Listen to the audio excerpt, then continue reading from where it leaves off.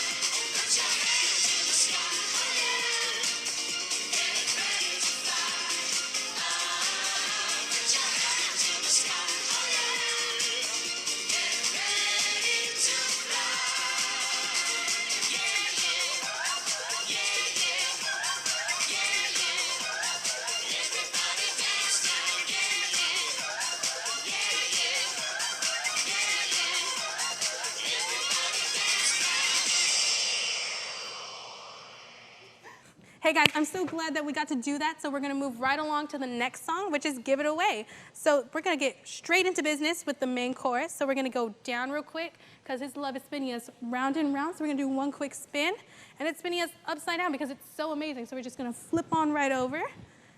And its love is so amazing that I just can't contain it. So we're gonna go right here, we're gonna beat it once, and we're gonna spin around. And you know what we're gonna do? We're just gonna give it away. So just throw it over to somebody. Let's get into it.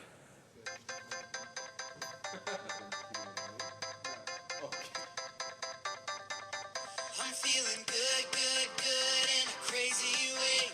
God's love changed me more than I can say. Can't keep this in, gotta let it out. Gonna tell the whole world that your love is spinning me round and around. Yeah, it's turning me upside down. I can't believe the way you love me more than I can contain. I'm gonna turn around and give it away. Oh, oh, oh, oh, oh, oh. I'm gonna give it away. Oh, oh, oh, oh, oh. I'm gonna give it away.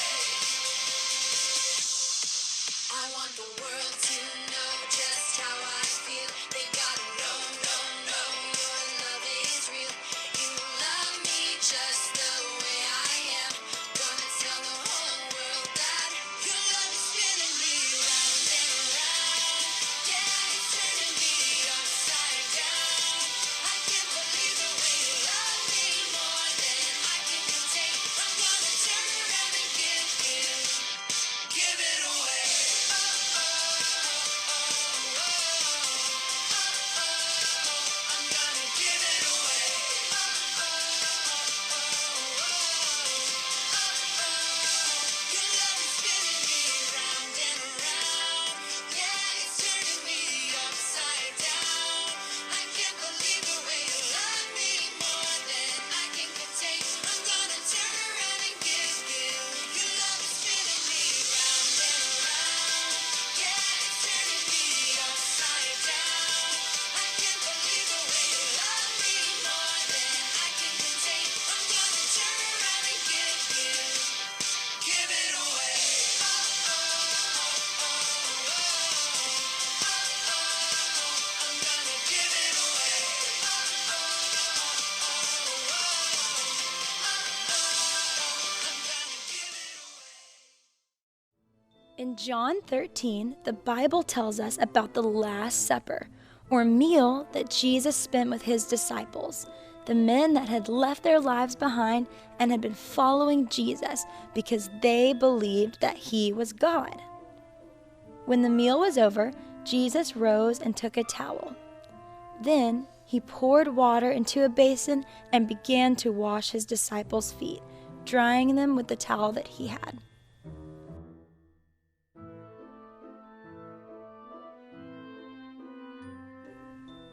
He came to Simon Peter, who said to him, "Lord, are you going to wash my feet?" Jesus replied, "You do not realize now what I am doing, but later you will understand." "No," said Peter, "you shall never wash my feet." Jesus answered, "Unless I wash you, you have no part with me." When he had finished washing their feet, he returned to his place, and he asked them, "Do you understand what I have done for you? You call me teacher and Lord, and rightly so, for that is what I am. Now that I, your Lord and teacher, have washed your feet, you also should wash one another's feet. I have set you an example that you should do as I have done for you."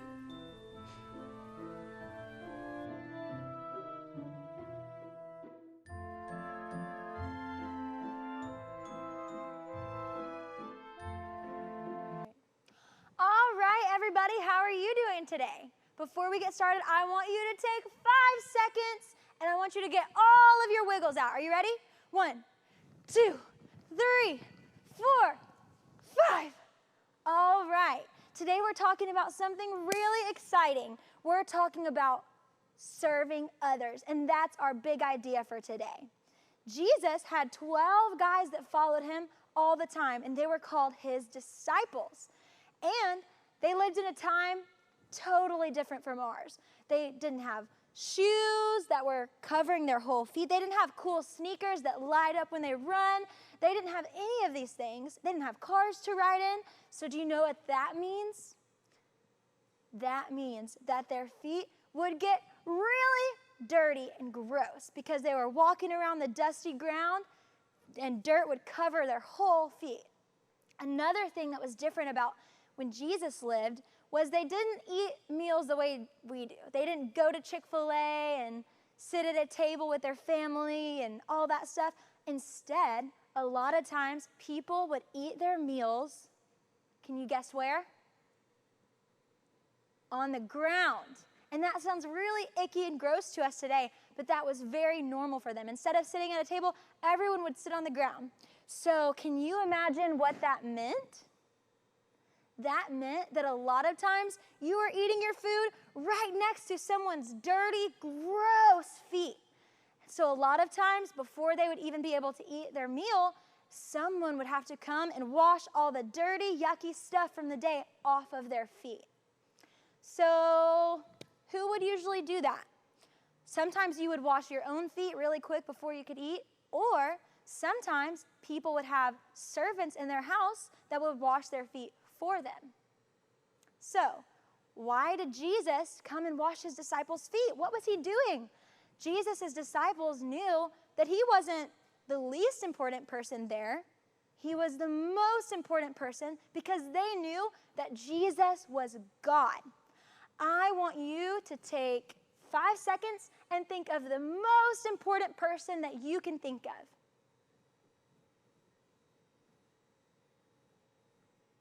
Do you have someone in mind?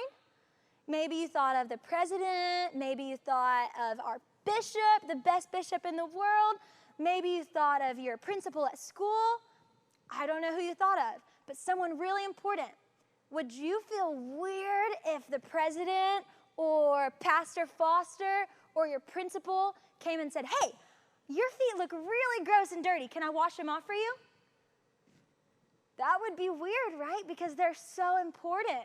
And that's how Jesus' disciples felt. They knew that Jesus wasn't just like any other person, but he was God in human flesh. And so they were like, why is God wanting to wash my dirty, gross feet? Because that's something that usually the least important person would do. So, when Jesus came and washed the disciples' feet, he was telling them something very important. He was letting them know that no matter how important you are, even if you're the God of the whole entire universe that created everything, you're never too important to serve someone else. And that's our big idea for today. All of us should be serving other people. And that's what Jesus said. When the disciples asked him, why did you wash our feet? He said, because I want you to know that just like I'm serving you, you have to serve other people. Pretty cool, huh? Because Jesus never acted like a super important person, he wasn't walking around telling people what to do and acting like they should be serving him and bowing down and like thinking he was crazy, like the king of everything. Some people were confused about who Jesus really was. They knew that he was God because of the way that he said things and what he would say, but they were wondering, if he's God, why isn't he acting like he rules over everything? Because instead of lording over everyone, Jesus was always serving other people and giving them what he had. He wasn't keeping it to himself, but he was giving it away. I want to show you a little bit of an example of what that looked like to people because they were confused on why Jesus was doing the opposite of what they thought he would be doing if he was the most important ever, okay? So we're going to look at our example. All right. So Jesus was God in flesh, but he was also a servant. So that confused people sometimes, kind of like this arrow. When we put it right up against our glass of water, it looks like it's pointing one way, but when we move it back, what happens? It's pointing the opposite direction. And that's kind of what it was like for people when they thought about Jesus. They thought he should be acting like the king of the whole world because he's God, right? But he's over here serving everybody. What's that about? And that confused them because Jesus was always serving others, and he said that's exactly what we should be doing. So you might be thinking, how can I serve other people? What does that mean? You might have seen people at church on Sunday when we're in our sanctuary singing or pastor preaching or people walking around being the ushers. And you might be thinking, I can't do that. I'm not big enough yet to walk around and collect people's offering or to preach on the platform or do all of these other things. But there's a way for everyone to serve. In the Bible, in the book of Romans, Paul tells us that God has given each of us special gifts that are unique to you and unique to me. And that means that we can all serve people, but it might look different. So maybe your gift is you're really, really great at making beautiful cards that make people smile. Well, you can use that to serve others by writing them little notes of encouragement. Or maybe your gift is that you are a good singer. Well, God can use you to sing and to encourage other people and tell them about Him through the songs that you sing. Whatever it is that's special about you, you can use that to serve God and to serve other people and tell them about God. And that is the most exciting thing in the whole entire world. There's nothing better than knowing that God created me special and I can use the things that He created me with to serve Him and to serve other people. That's the best thing in the whole entire world. So here's what I want you to do this week. I want you to think of 3 things that are special about you. And then I want you to think, how can I use these things this week to serve God and to serve other people? You might have to get a little creative and do something you've never done before. That's exciting. That means that you're stepping out of your box and you're being who God called you to be. So I want you, if you can, to get a sheet of paper and start brainstorming how God can use you to serve other people this week.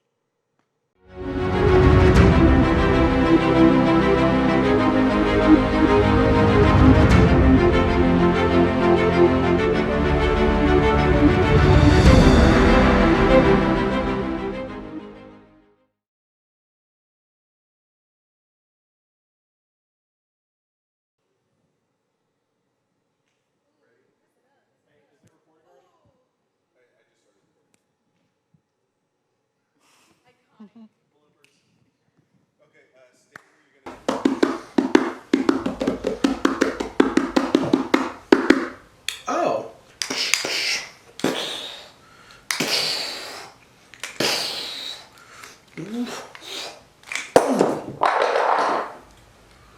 Yeah.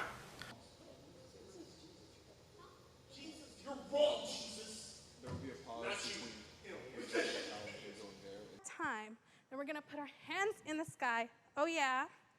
Get ready to Dalton! He's over here laughing at me. So we're gonna get down real low and I forgot the words. I'm so sorry, y'all. You messed up too. Probably for the best because I messed up really bad.